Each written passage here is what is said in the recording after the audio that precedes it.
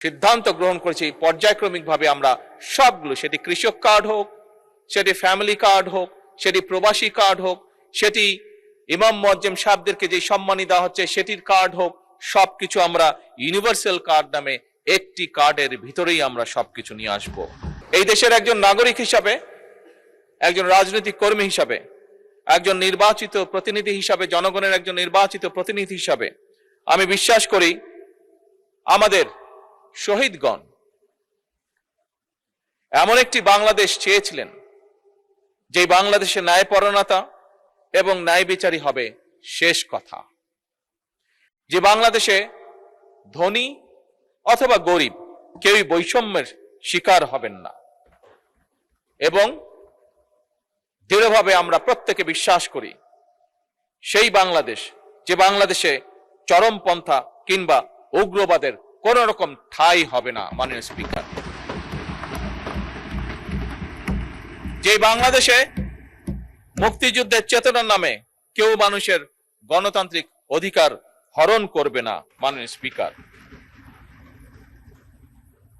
মাননীয় স্পিকার, যে বিষয়গুলো আপনার সামনে উল্লেখ করলাম, আমি মনে করি এই বিষয়গুলোকেই অ্যাড্রেস করা, সঠিকভাবে অ্যাড্রেস করাই আমাদের সবার কর্তব্য।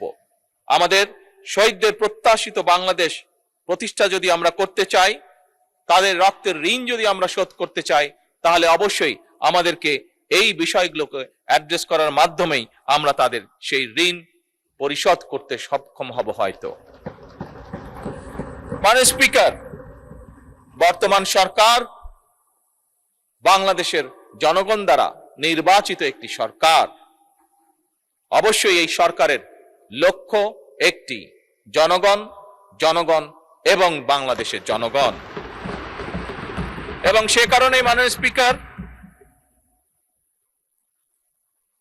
বর্তমান সরকার চায় বাংলাদেশকে একটি কল্যাণ রাষ্ট্রে পরিণত করার জন্য, যেখানে সমাজের প্রতিটি শ্রেণী, প্রতিটি মানুষ, পেশার মানুষ রাষ্ট্রীয় সেবা কমপক্ষে পাবেন।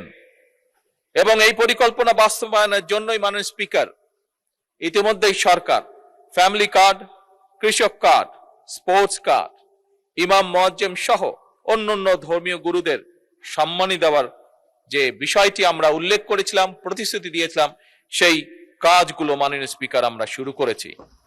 মাননীয় স্পিকার, এই সংসদে দাঁড়িয়ে আমি আগেও বলেছিলাম বাজেট অধিবেশন উপস্থাপনের সময়, আজ আবার উল্লেখ করতে চাই মাননীয় স্পিকার, আমি ধন্যবাদ জানাতে চাই আমার বিরোধী দলীয় বন্ধুদেরকেও। গতকাল কি একজন বিরোধী দলীয় সংসদ সদস্য, মাননীয় সংসদ সদস্য দাঁড়িয়ে জিজ্ঞেস করেছেন যে কবে তার এলাকায় ফ্যামিলি কার্ড প্রদান করা হবে। মাননীয় স্পিকার, বিএনপির এই পলিসি বা বিএনপির এই সিদ্ধান্তকে সমর্থন দেওয়ার জন্য আমি মাননীয় বিরোধী দলীয় নেতা সহ সকল বিরোধী দলীয় সংসদ সদস্যকে ধন্যবাদ জানাতে চাই। মাননীয় স্পিকার, আপনি নিজেও একজন কৃষকের সন্তান। এই দেশের অধিকাংশ মানুষ, অধিকাংশ পরিবার কোনো না কোনো ভাবে প্রত্যক্ষ বা পরোক্ষভাবে কৃষির সাথে জড়িত। আমার দল, বাংলাদেশ জাতীয়তাবাদী দল, বিগত নির্বাচনের আগে বাংলাদেশের মানুষের কাছে প্রতিশ্রুতি দিয়েছিল যে আমার দল যদি বাংলাদেশের মানুষের সমর্থন নিয়ে আল্লাহর রহমতে সরকার গঠনে সক্ষম হয়, আমরা তাহলে 10,000 টাকা পর্যন্ত যে সকল কৃষকের কৃষি ঋণ ছিল মাননীয় স্পিকার, আমরা সেগুলো পরিশোধ করব।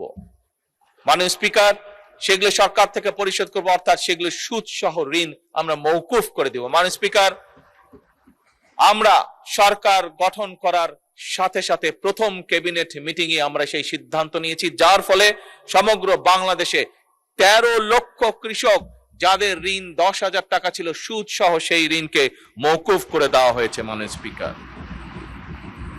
কারণ আগেই আমি বলেছি মাননীয় স্পিকার, আমাদের লক্ষ্য হচ্ছে একটি রাষ্ট্র গঠন, একটি দেশ গঠন, যেখানে আমাদের মূল লক্ষ্যই হবে জনগণ। মাননীয় স্পিকার, সরকারের পরিকল্পনা অনুযায়ী নির্ধারিত নির্বাচিত প্রতিটি সেক্টরের মানুষের কাছে আর্থিক সুবিধা সম্মিলিত বিভিন্ন ধরনের যে সকল কার্ডগুলো আছে, আমরা সফলভাবে সেগুলো পৌঁছে দেওয়ার কাজ পর্যায়ক্রমিকভাবে ধীরে ধীরে শুরু করেছি। কিন্তু মাননীয় স্পিকার, এই সবগুলোকে একসময় আমরা একটি কার্ডের মধ্যে নিয়ে আসতে চাই। এবং সেজন্যই মাননীয় স্পিকার আমরা সিদ্ধান্ত গ্রহণ করেছি পর্যায়ক্রমিকভাবে আমরা সবগুলো, সেটি কৃষক কার্ড হোক, সেটি ফ্যামিলি কার্ড হোক, সেটি প্রবাসী কার্ড হোক, সেটি ইমাম মুয়াজ্জিম সাহেবদেরকে যে সম্মানী দেওয়া হচ্ছে সেটির কার্ড হোক, সবকিছু আমরা ইউনিভার্সাল কার্ড নামে একটি কার্ডের ভিতরেই আমরা সবকিছু নিয়ে আসবো।